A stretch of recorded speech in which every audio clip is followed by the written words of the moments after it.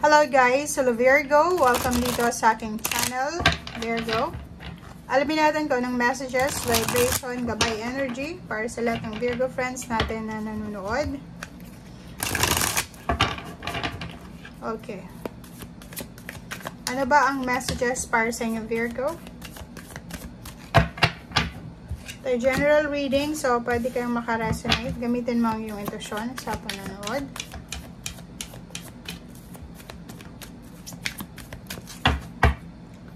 Okay. Ano pa ba?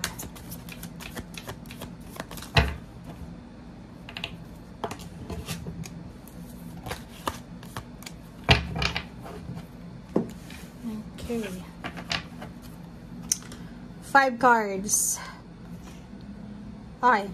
So, Virgo, nakikita natin dito na mayroon kang mga parang, ito yung sinasabi ng baraha mo sa'yo na parang ina-advisean kanila ngayong first 15 days ng March 2024. Meron kang new beginnings na message from Archangel Gabriel, which is the Empress, and the Three of Michael, Knight of Michael, and Knight of Gabriel. So, dito, sinasabi na kailangan mo daw na gumawa ng aksyon para sa iyong mga plano. Okay? Sa Empress na to, new beginning siya guys. Okay? Sa lahat ng area sa buhay mo, pag lumabas tong Empress na to, ibig sabihin, saswertehin ka sa lahat ng area sa buhay mo, Virgo. Okay? So, yung pagiging hardworking mo, yung pagiging creative mo, yung pagiging masipag mo, ay may kaakibat yan na success. Okay? Pwedeng financial stability, balance, or harmony. So, kung masipag ka, syempre, mayroong kapalit yan. Diba? So, yun yung sinasabi sa'yo dito sa first card. Dito sa second card na to, sinasabi na yun, kailangan mong gumawa ng aksyon, kailangan natin ng passion, kailangan nating alamin kung ano talaga ang gusto nating gawin sa buhay natin para mabilis nating magawa kung ano yung gusto natin, para hindi maging komplikado yung buhay.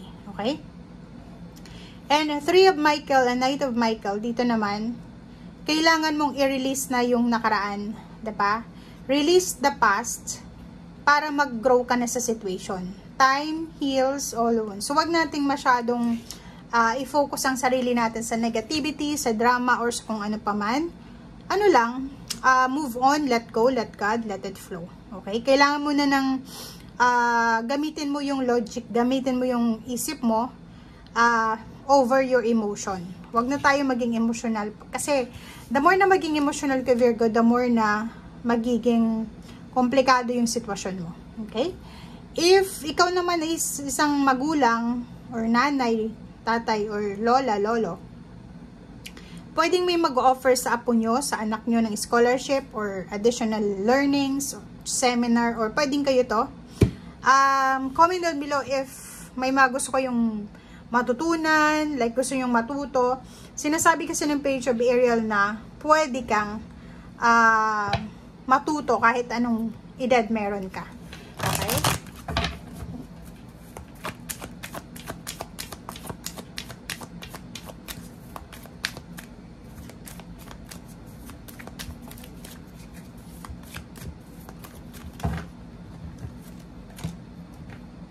Okay, go now. So, yun. Ang go now na ito is same lang sa mga naunang baraha. Kailangan mo nang gumawa ng action. Kailangan mo nang gumawa ng decision making. Huwag mo nang patagalin pa. Kasi, masasayang lang yung oras mo sa paghihintay. Okay?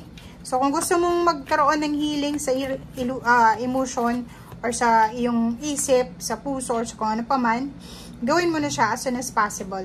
Okay? Isang medyo may edad, mature na lalaki from other country or nasa Pilipinas lang siya or malayo sa'yo, long distance, ang posibleng magiging sobrang tawag dito, pinaka-importante sa'yo sa buwan ng Marso. So, it's either relationship to, pwedeng ikaw ay bata pa, and yung manliligaw mo is medyo may edad na, nasa 60 years old above. Comment down below if resonated ka.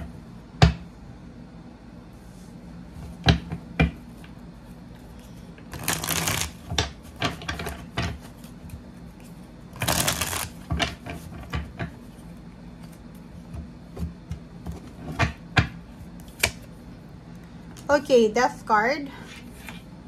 And 7 of Swords. So, nakikita natin dito na if ever may mga traitor sa buhay mo, Virgo, asahan mong mawawala na to. Matatapos yung mga traitor, pagta-traitor, or pagmamaliit sa'yo, or kano pa man. Nakikita ko sure dito na yun nga, may parating na pera, or pwedeng may parating na manliligaw, financially, tawag dito, capable siya sa financial. Yun nga, may edad na siya, pwedeng mataas yung posisyon sa trabaho, mayaman, milyonaryo, or kano pa man. Papababae ka man or lalaki, if you're a single, kung naghahanap ka ng karelasyon, nakikita natin dito na sino man ito na papasok sa buhay mo, ay posibleng siya ay may malaking perang pwedeng i-offer sa'yo, na pwede siyang makatulong sa problema mo, lalo na sa financial problems mo. Okay? So, nakikita natin dito na if yun lang yung resources mo or sources mo para umangat sa buhay or makaalis sa financial problems, talagang darating siya. Okay? Comment down below if resonated ka.